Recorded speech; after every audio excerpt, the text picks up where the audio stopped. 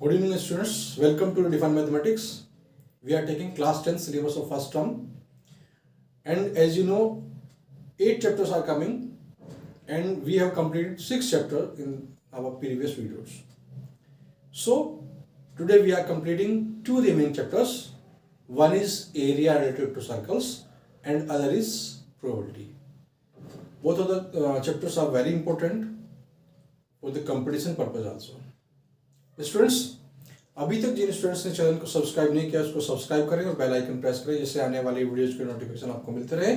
इसके साथ साथ ज़्यादा से ज़्यादा स्टूडेंट्स को इसको शेयर करें। स्टूडेंट्स, जैसा कि आपको बताया कि आज हम 2 चैप्टर्स कंप्लीट करने जा रहे हैं।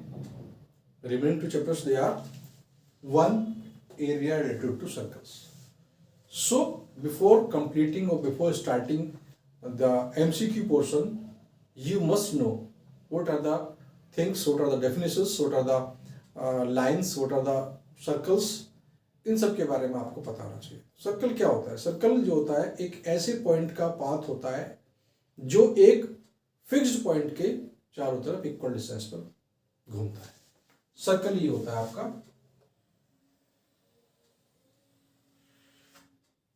इस सर्कल में क्या है स्टूडेंट्स, अगर हमने ये ड्रॉ किया तो ये कॉर्ड होती है। इसका सेंटर है स्टूडेंट्स, सेंटर पे ये एंगल है।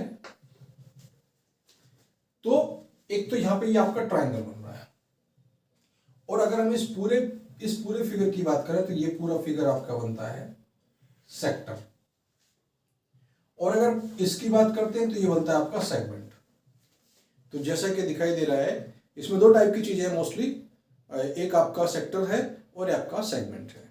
ये आपका माइनर सेगमेंट है और बाकी पूरा पोर्शन इसका मेजर सेगमेंट है। ये आपका ये वाला माइनर सेक्टर है और बाकी जो रिमेनिंग पार्ट है वो इसका मेजर सेक्टर होगा।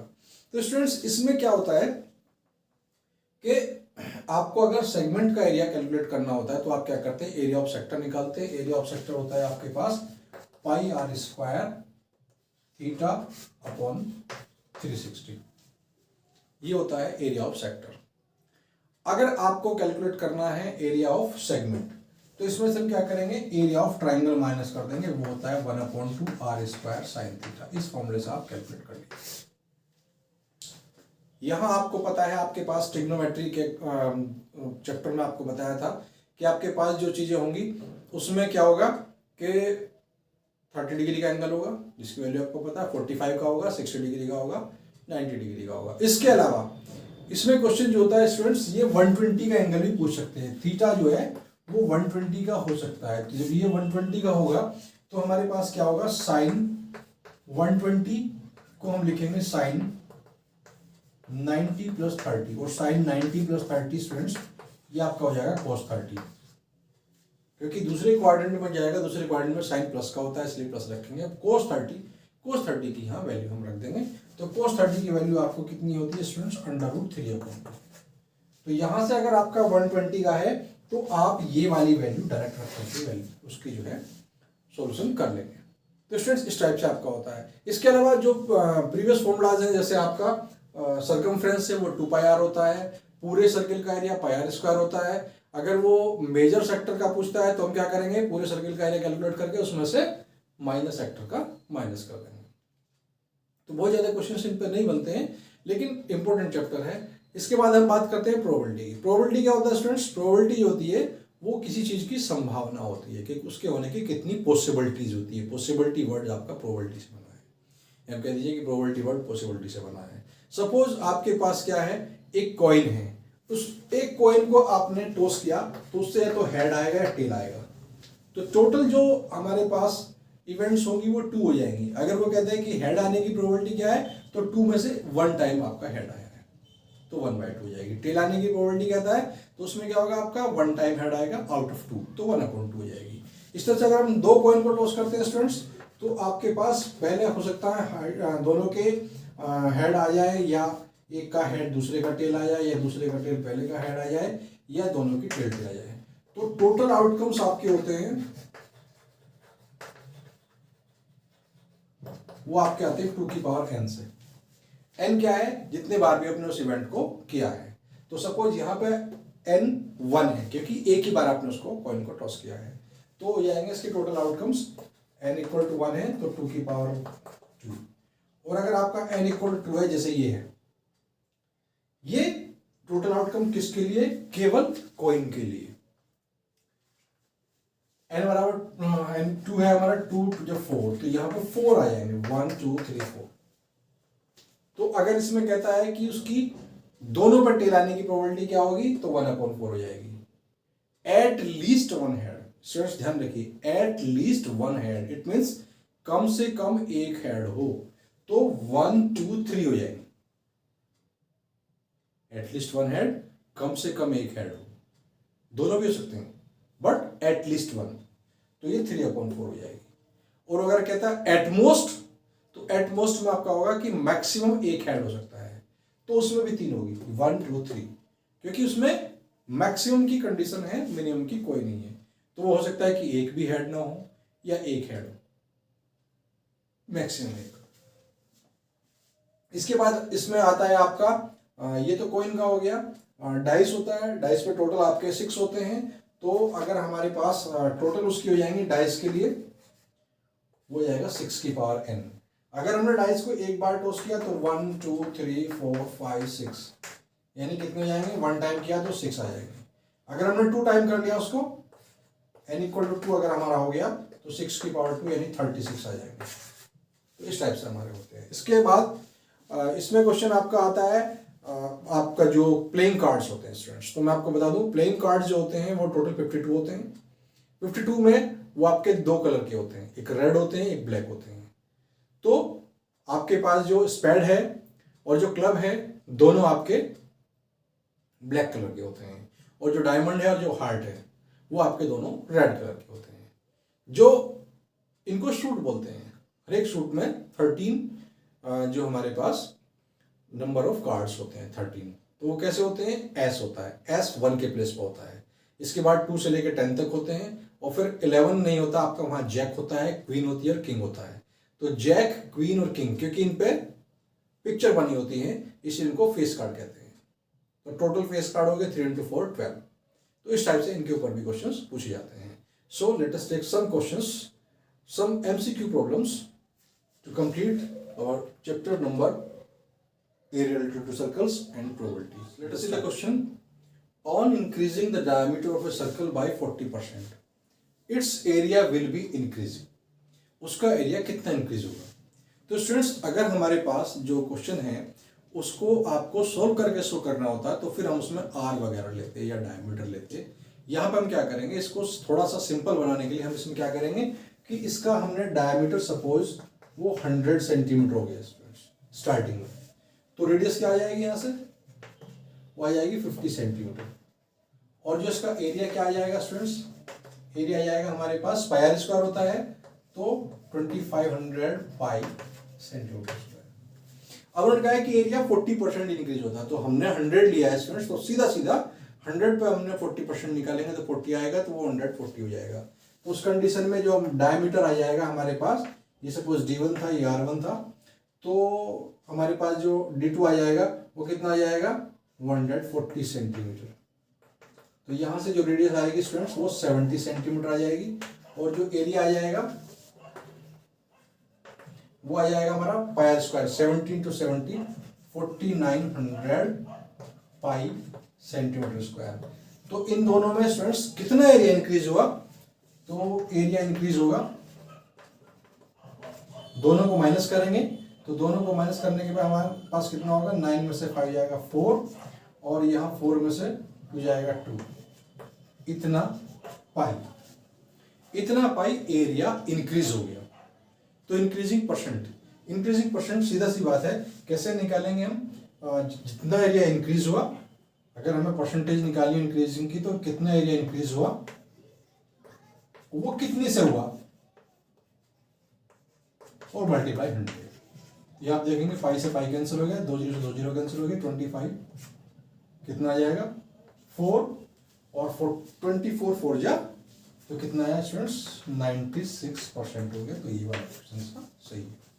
तो स्टूडेंट्स आपको जो है यहाँ पे मेथड्स जो हैं उनको बिल्कुल ऐसा नहीं है कि फॉलो ना करना हो, लेकिन उनके पीछे स्टिक नहीं होना है।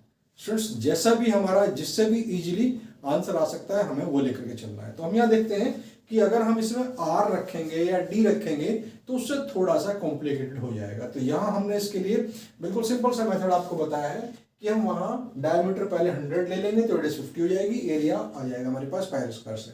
उसके बाद क्या होगा कि हमारा डायमीटर क्या होगी 40% इंक्रीज हुआ तो 140 आ जाएगा, तो रेडियस उसकी हाफ हो गई तो एरिया आ गया।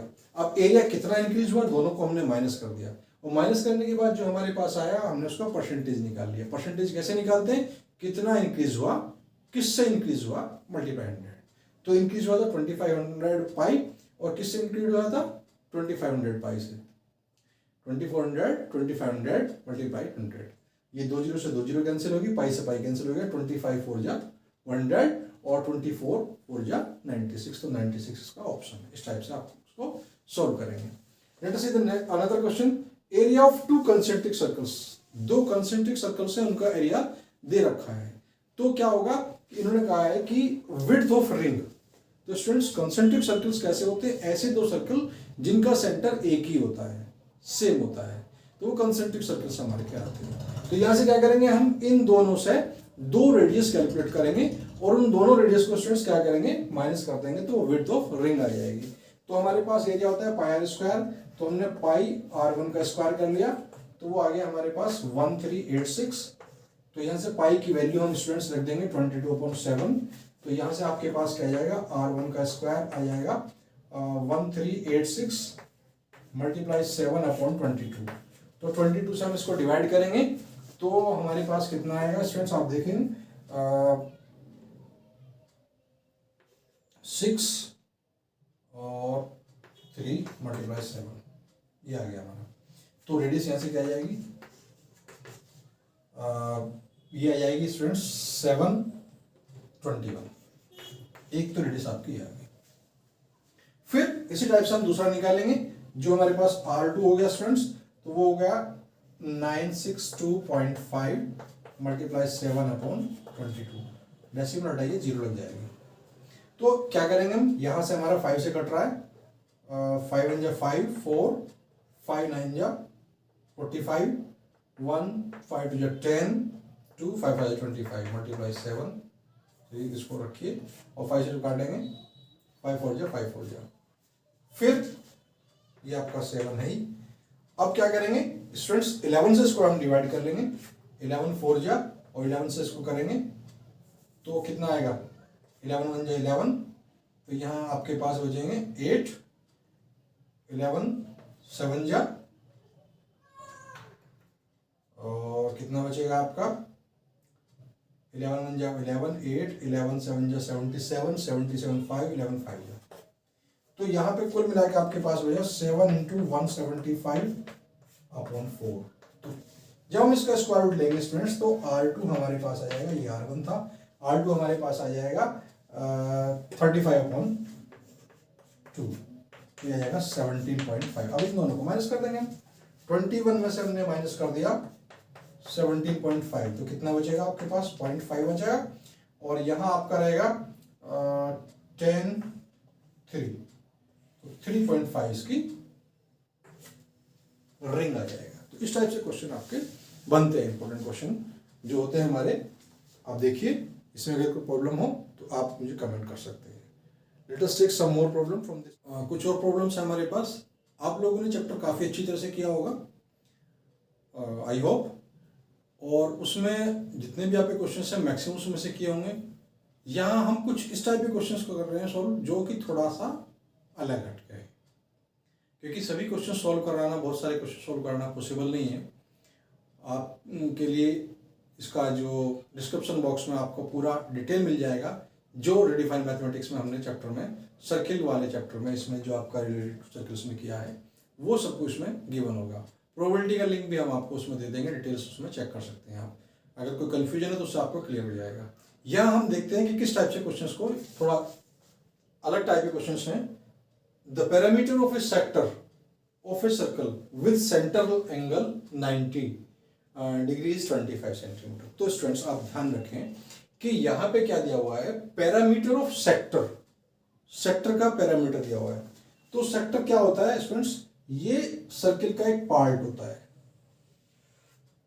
ये सपोज ये हुआ आपका, तो ये आपका सेक्टर बना, ये पूरा।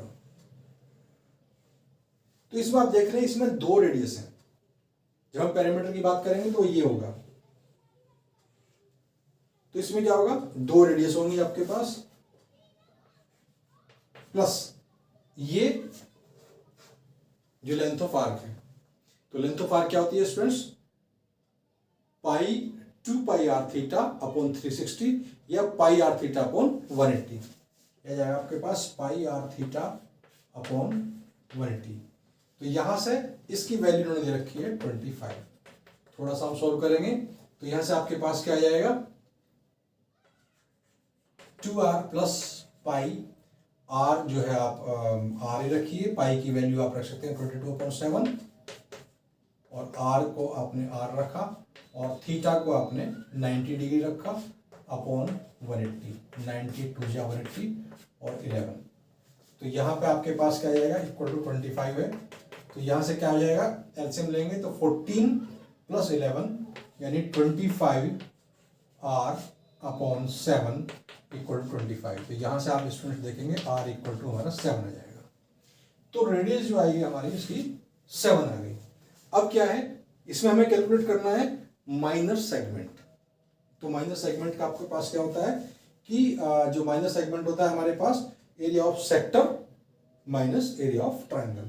तो वो उसके लिए हो जाएगा pi r square theta upon 360 minus 1/2 r square sine theta. आपको पहले ही बताया था।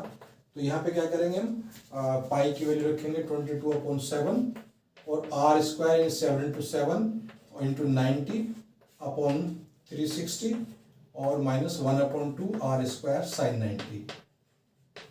तो स्टूडेंट साइन 90 होता है आपका 1, तो 7 7 यहाँ पे 49 हो जाएगा, रख दीजिए आप। तो यहाँ पे क्या होगा, एक 7 से एक 7 कट गया, 9 4 जा जाएगा। तो कितना आ गया आपका कुल मिलाकर के 2 11 77 77/2। तो कितना आएगा आपका 38.5 एक आएगा आपका। और यहां से क्या आएगा, साइन 91 होता है 49/2, तो कितना आएगा 24.5 और दोनों को माइनस आपने किया तो 0 आ गया और 8 में से 4 जाएगा 4 आएगा, यहाँ पर आ गया आपका 14। तो कितना है स्टूडेंट्स, 14 सेंटीमीटर स्क्वायर इसका एरिया आ जाता है। तो यहां ध्यान देने वाली बात स्टूडेंट्स ये है कि इन्होंने क्या किया हुआ है, इन्होंने दिया हुआ है पैरामीटर ऑफ सेक्टर। जब हम पैरामीटर ऑफ सेक्टर की बात करते हैं तो वो क्या होगा, उसमें दो रेडियस इंक्लूड होंगी प्लस उसका लेंथ ऑफ आर्क होगा। तो लेंथ ऑफ आर्क का फॉर्मूला हमारे पास होता है पाई आर थीटा अपॉन 180। यहां पे हमने इसको जो है आर की वैल्यू यहां से निकाली तो वो हमारे पास 7 आ गई थी। अब उन्होंने कहा है कि जो हमारा, इसको अगर उन्होंने ज्वाइन कर दिया तो ये वाला जो सेगमेंट है, सेगमेंट का एरिया क्या होता है, area of sector minus area of triangle. Area of sector क्या होता है, पाई आर स्क्वायर थीटा अपॉन 360। और स्टूडेंट्स जो ट्राइंगल है मैंने बताया था कि 1/2 आर स्क्वायर साइन थीटा से आप डायरेक्टली निकाल लेंगे, बहुत ज्यादा कैलकुलेशन की इसमें रिक्वायरमेंट नहीं होगी। तो यहाँ हमने वैल्यूज रखी, वैल्यूज रखने के बाद हमारे पास यहाँ से 14 सेंटीमीटर स्क्वायर इनका एरिया आ जाता है, किसका, इसका segment. Let us see another question. If the sum of the areas of the circle with radius, दो सर्कल्स हैं जिनके रेडियस r1 r2 है, उनका एरिया एक सर्कल के इक्वल है जिसकी रेडियस r है। तो यहाँ पे क्या होता है, ये pi r1 square plus pi r2 square दोनों को रख दिया equal to pi r square. तो यहाँ देखिए पाई से पाई सब कैंसिल हो गए, तो सीधी सी बात है यहाँ पर आएगा हमारे पास r1 का स्क्वायर प्लस r2 का square equal to r square, और ये हमारे पास डी ऑप्शन करेक्ट है। तो स्टूडेंट्स इस टाइप से आप करेंगे। इसके बाद हम कुछ क्वेश्चन जो हैं, कुछ प्रॉब्लम आपकी प्रोबेबिलिटी से लेते हैं और उसके बाद हमारा ये जो सिलेबस है टर्म 1 का ये कंप्लीट होता है। So let us take some more problem. The probability of a sure event B. हमारे पास दो टाइप की इवेंट होती हैं, एक श्योर एंड सर्टेन इवेंट होती है। श्योर एंड सर्टेन इवेंट का मतलब वो 100% होगी। तो 100% होने का मतलब उसकी प्रोबेबिलिटी 1 होगी, यानी 100%, 100/100, तो क्या होगा, उसकी प्रोबेबिलिटी 1 होगी। एक होती है आपके पास इम्पॉसिबल इवेंट। इम्पॉसिबल इवेंट का मतलब जिसकी पॉसिबिलिटी है ही नहीं, तो वो 0 होगी। तो जो हमारी प्रोबेबिलिटी होती है वो 0 और 1 के बीच में चलती रहती है। वो 0 से कम नहीं हो सकती, मीन्स नेगेटिव नहीं हो सकती, और 1 से ज़्यादा नहीं हो सकती, क्योंकि किसी की भी पॉसिबिलिटी जो है वो 1 से ज़्यादा नहीं हो सकती, 100% से ऊपर नहीं मानी जाएगी। अब इम्पॉसिबल इवेंट्स कैसे होती हैं? सपोज हमने एक कॉइन को टॉस किया, एक कॉइन को 1 टाइम टॉस किया, वो कहता है 2 हेड आने की पॉसिबिलिटी क्या होगी? तो एक कॉइन को एक बार टॉस करेंगे तो एक ही हेड आएगा। दूसरा होता है तो उसकी 0 हो गई। दूसरा हो सकता है कि हमने एक डाइस को टॉस किया तो उसमें 8 आने की प्रोबेबिलिटी, क्योंकि डाइस पे स्टूडेंट्स नंबर 1 to 6 होते हैं, तो 8 उसमें आएगा ही नहीं, तो इम्पॉसिबल है, तो उसकी प्रोबेबिलिटी 0 हो जाएगी। श्योर एंड सर्टेन क्या होता है कि हमने एक कॉइन को एक बार टॉस किया, वो कहता है हेड और टेल आने की प्रोबेबिलिटी बताओ, तो हेड आएगा या टेल आएगा, दोनों आएगा, तो टोटल आउटकम्स उसके 2 हो गए, और उसके जो है जो हमारे पास जितने हमें रिक्वायरमेंट है वो भी 2 हो गई, तो 2/2 यानी इसकी प्रोबेबिलिटी 1 होगी। तो इसको ध्यान रखें। दूसरा आता है 2 friends were born on the year 2000, what is the probability that they have the same birthday? तो सेम बर्थडे, सबसे पहली बात तो कि ईयर 2000 जो हमारा लीप ईयर है, ऐसे ईयर जो 4 से डिवाइड हो जाते हैं वो लीप ईयर्स होते हैं। तो लीप ईयर्स में स्टूडेंट्स 366 डेज होते हैं। तो केवल एक ही दिन ऐसा पॉसिबल हो सकता है 366 में से जिसमें दोनों सेम बर्थडे में हो, क्योंकि जो भी होगा एक ही होगा, तो इसलिए उसकी पॉसिबिलिटी जो है आपकी 1/366 हो जाएगी, क्योंकि एक से ज्यादा बार तो हो ही नहीं सकता उनका। फिर what is the possibility that the ordinary year has 53 Monday? तो स्टूडेंट्स मैं आपको बता दूं, जो ऑर्डिनरी ईयर होता है आपका वो उसमें डेज होते हैं 365, उसको जब हम 7 से डिवाइड करेंगे, क्योंकि 1 वीक में 7 डेज होते हैं, तो जब हम उसको 7 से डिवाइड करेंगे तो 52 आएगा। तो यानी 52 तो डेज होते ही होते हैं, कोई सा भी उसमें रख लीजिए, बाकी आपका 1 डे बचता है। 1 डे में आपका Sunday, Monday, Tuesday, Wednesday, Thursday, Friday, Saturday कोई भी एक हो सकता है। तो किसी की भी पॉसिबिलिटी पूछे वो आपका 1/7 ही होगी, क्योंकि टोटल 7 हो सकते हैं, 7 में से कोई भी एक ही बार आएगा, तो उसकी पॉसिबिलिटी हो जाएगी आपकी 1/7। अगर वो लीप ईयर कहता है स्टूडेंट्स, तो लीप ईयर में आप ध्यान रखें, लीप ईयर में 2/7 होगी, क्योंकि लीप ईयर में 2 दिन बचते हैं, तो वहां कॉम्बिनेशन बनेंगे, संडे मंडे हो सकता है, मंडे ट्यूसडे हो सकता है, इस टाइप से 7 कॉम्बिनेशन बनेंगे। 7 में से हर एक डे 2 टाइम आएगा, उसकी पॉसिबिलिटी 2/7 हो जाएगी, यह इसकी पॉसिबिलिटी 1/7 है। अब इसमें नेक्स्ट क्वेश्चन है, which of the probability can not occur? इनमें से कौन सी प्रोबेबिलिटी नहीं हो सकती है?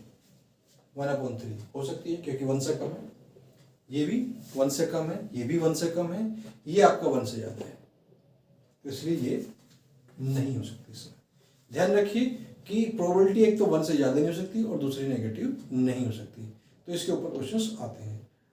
हम 1-2 क्वेश्चन और लेते हैं, उसके बाद आपका वेल सफल deck of 52 cards, 1 card is drawn at random, what is the probability of getting A face card? एक फेस कार्ड होने की प्रोबेबिलिटी आपको बतानी। तो फेस कार्ड स्टूडेंट्स आपको बताया था कि हमारे पास किंग, क्वीन और जैक 3 फेस कार्ड होते हैं, एक शूट में 4 शूट होते हैं, तो 3 4 12, टोटल 12 फेस कार्ड हो जाएंगे। तो उन 12 में से एक कार्ड आएगा आपके पास, तो उसकी प्रोबेबिलिटी हो जाएगी 12 आ जाएंगे, और टोटल कार्ड आपके पास हैं 52, तो 2 से डिवाइड करेंगे, 2 6 जा 12, और ये 26 आ जाएगा, फिर 2 से 2 3 जा 6, और यहाँ पर आ जाएगा 13, तो 3/13 उसका आंसर हो जाएगा। इसी टाइप से एक क्वेश्चन आप देखिए, 2 dice are thrown simultaneously, what is the probability of getting a doublet? Students मैं आपको बता दूं कि चाहे 2 डाइस को साइमल्टेनियसली करें या एक डाइस को 2 टाइम करें, टोटल आउटकम्स आपके पास 36 होते हैं। डबलेट का मतलब उस पर दोनों डाइस के ऊपर सेम नंबर होना चाहिए, यानी 1 1 2 2, आपका देखिए 1 1 2 2 3 3 4 4 5 5 6 6, तो डबलेट टोटल आपके पास 6 होंगे आउट ऑफ 36। तो आप देखेंगे कि 6/36 है आपका, तो 6 1 6 6, तो 1/6 इसका आंसर आता है। तो स्टूडेंट्स इस टाइप से आपके क्वेश्चन होते हैं, और स्टूडेंट्स इस टाइप से ये आपका सिलेबस हम आज कंप्लीट करते हैं। तो स्टूडेंट्स अगर आपको कोई प्रॉब्लम आ रही हो तो आप कमेंट कर सकते हैं। और स्टूडेंट्स इसी के साथ जो है जिस स्टूडेंट्स ने अभी तक चैनल सब्सक्राइब नहीं किया है वो इसको सब्सक्राइब करें, बेल आइकन प्रेस करें, जिससे आने वाली वीडियोज की नोटिफिकेशन आपको तुरंत मिल जाए। और स्टूडेंट्स इसी के साथ साथ जो है इसको जल्द से जल्द स्टूडेंट्स को शेयर भी किए, क्योंकि आपके फर्स्ट टर्म एग्जाम थे, आपके सेकंड टर्म एग्जाम होने हैं, और जहाँ पे आपका कंप्लीट सिलेबस आएगा उसमें पूरा सिलेबस होगा, उस पूरे सिलेबस में आपके पास जो है वो डिस्क्रिप्टिव क्वेश्चंस भी होंगे। तो स्टूडेंट्स हम आगे आपको जो है टाइम टू टाइम गाइड करते रहेंगे। स्टूडेंट्स मैं आपको फिर से बता दूं कि OMR शीट आप बिल्कुल ध्यान से भरें, उसमें कोई मिस्टेक ना करें, क्योंकि उसमें मिस्टेक होने से आप प्रॉब्लम में आ सकते हैं, क्योंकि पहली बार आप लोग जो है OMR शीट पर एग्जाम देने आ रहे हैं, इसलिए बिल्कुल ध्यान से उसको भरें।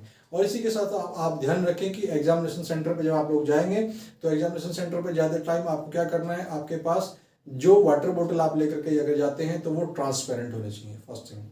और सेकंड थिंग, आप जो किट लेकर के जाएंगे या तो आप अपने पेन पेंसिल ऐसे ही लेकर के चले जाइए, या फिर अगर आप किट लेकर जाते हैं तो किट भी आपकी ट्रांसपेरेंट होनी चाहिए, जिससे कि आपको वहाँ सेंटर पर कोई प्रॉब्लम फेस ना करनी पड़े। स्टूडेंट्स अपने साथ मोबाइल ले जाने की गलती बिल्कुल ना करें, और अपने पास जो चेक कर लें कि आपकी पॉकेट में कोई एक्स्ट्रा पेपर या कोई आपका पैन कार्ड या कोई आपका क्रेडिट कार्ड, डेबिट कार्ड, इस टाइप का आइटम कोई भी आपकी पॉकेट में ना हो। और इसमें जो है आपके डिजिटल वॉच अलाउ नहीं है, आप अगर आपके पास एनालॉग है तो उसको लेकर जा सकते हैं, अदरवाइज तो ज़्यादातर जो आपके रूम होंगे वहाँ पे आपकी क्लॉक लगी हुई होगी, वॉल क्लॉक होगी, वहाँ से आपको टाइम का पता लग जाता है। तो आप जो है इसको टाइम को ध्यान में रखते हुए अपने क्वेश्चंस को जल्दी से जल्दी करने की कोशिश करें, और OMR शीट को बिल्कुल ध्यान से भरें। और इसी के साथ साथ आप जो ब्लैक पेन लेकर के जाएंगे वो भी आपका ट्रांसपेरेंट होना चाहिए, जिसमें कि रिफिल उसमें नज़र आता रहे, क्योंकि ऐसा है इस बार जो है चेकिंग बहुत ज़्यादा होनी है, क्योंकि MCQ होती है, MCQ में चीटिंग की पॉसिबिलिटी बढ़ जाती है स्टूडेंट्स, क्योंकि एक दूसरे को इशारा करके बता देते हैं। लेकिन उन चीज़ों का आप ध्यान रखें कि ऐसा ना करें, क्योंकि ये आपकी लाइफ का क्वेश्चन है और इसमें आपके साथ में जो है प्रॉब्लम क्रिएट हो सकती है। तो स्टूडेंट्स आज के लिए इतना ही। और स्टूडेंट्स ध्यान रखिए कि आपके पास जो है बहुत सारा मटेरियल मैं आपको दे चुका हूँ। आपका डिस्क्रिप्शन बॉक्स जो मेरे पुराने वीडियोज हैं उनके मैं आपको लिंक उसमें साथ साथ दे रहा हूँ, तो आप सभी वीडियोज को कर दीजिए। और ये सभी वीडियोज आपको रिडिफाइंड मैथमेटिक्स के एक ही फोल्डर में एक साथ आपको मिल रहे हैं, जहां आपको जो है क्लास 10th टर्म 1 एग्जाम का आप सर्च करेंगे तो वो सारे के सारे वीडियोज आपको मिल जाएंगे। तो स्टूडेंट्स इसी टाइप से जो है बने रहिए हमारे साथ में, और आप सभी को जो है आपके एग्जाम के लिए बहुत बहुत एडवांस में मैं कहूँगा शुभकामनाएं। आप बहुत अच्छे से करें, बहुत मेहनत से करें, और इसके बाद हम मिलते हैं आपको जब आपके फर्स्ट टर्म एग्जाम खत्म हो जाएंगे, उसके बाद हमारी आपकी मुलाकात फिर से होगी। तब तक के लिए थैंक यू।